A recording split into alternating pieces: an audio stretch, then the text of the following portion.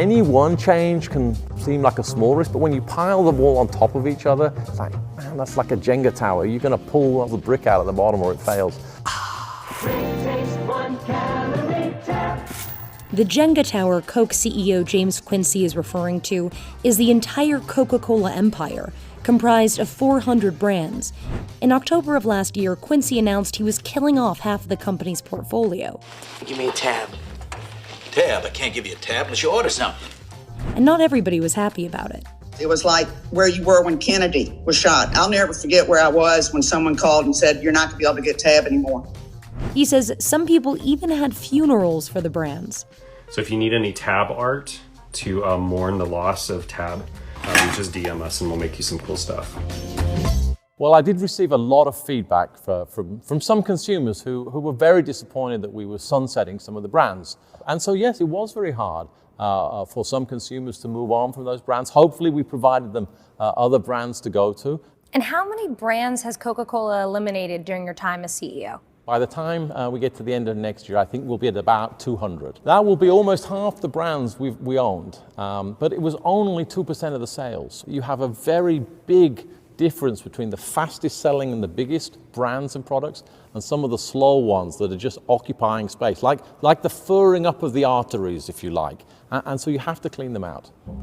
Despite the pushback, Quincy said the decision wasn't particularly difficult. I'm an engineer at heart and a rationalist, and it would be fair to say early on in my career, when really the company was first starting to drive much harder into innovation, you learn the lesson that no matter how close you get to a brand, how much history you have with it, you have to be willing to make the rational decision for the benefit of the bigger portfolio. So of those 200 brands that you have axed, were some of them historically understood to not be touched when you took over as CEO? Like, no, this is gonna live on even though it might not on paper make sense.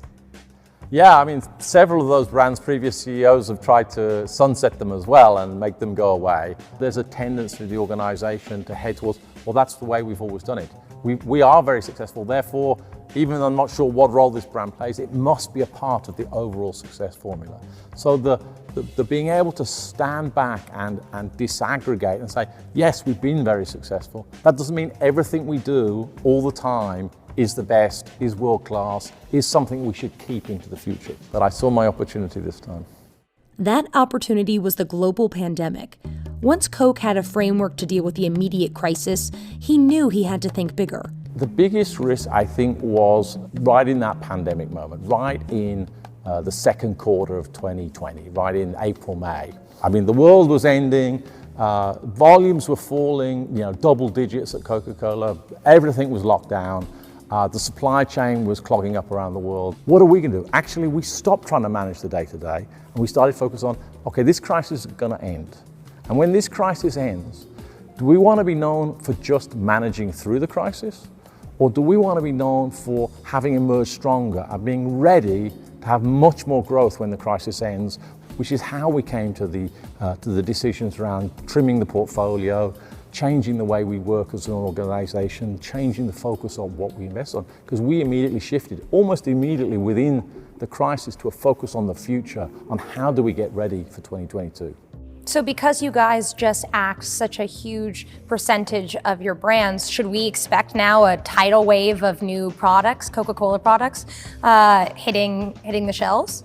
In a way, yes. In a way, see it like that we took the opportunity to take away the weakest half of the portfolio, and now that the world is reopening, people want to go out, be social, experiment, look for new things and new opportunities. Now is the time to come out with new innovations and new products.